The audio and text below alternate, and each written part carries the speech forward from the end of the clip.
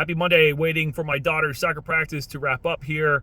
And I had a thought, wanted to pass it along. So I'm always having people reach out to me and ask me, how is the market doing? Now, obviously, the market is quite broad. You could have neighborhoods and towns that are doing well while others aren't. I know that some areas of the country are really struggling. Ours has been pretty resilient. But one thing that did hit me today that I thought was relevant was I'm always reaching out to people for feedback. I always want to provide my clients with the most amount of information humanly possible. So after showings, I'm always reaching out, asking for feedback, asking for anything I can pass along to the sellers, etc. But for the last few years, I have almost not been contacted at all by anybody for feedback. I think things have been moving so quickly that most agents probably thought you were either going to write an offer or you weren't, and didn't really care to provide the feedback or need to get the feedback because they knew that house was going to sell regardless.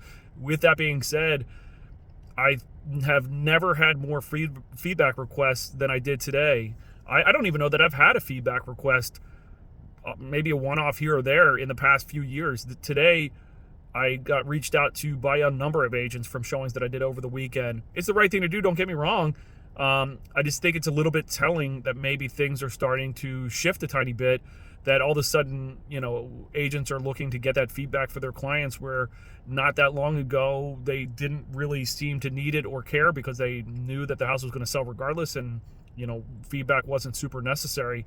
Now, I got called by so many different agents, different agencies, etc. today looking for feedback. I provided all of it, but I just hadn't had a chance over the weekend while I was running around with clients. But I think it's a little bit telling that maybe there's something going on here. Maybe there's a little bit of a shift. Maybe it's a little bit because of timing of the time of year. I know a lot of people were waiting for interest rates to drop, and they thought that was going to provide some additional boost to the market. Doesn't seem to necessarily be the case.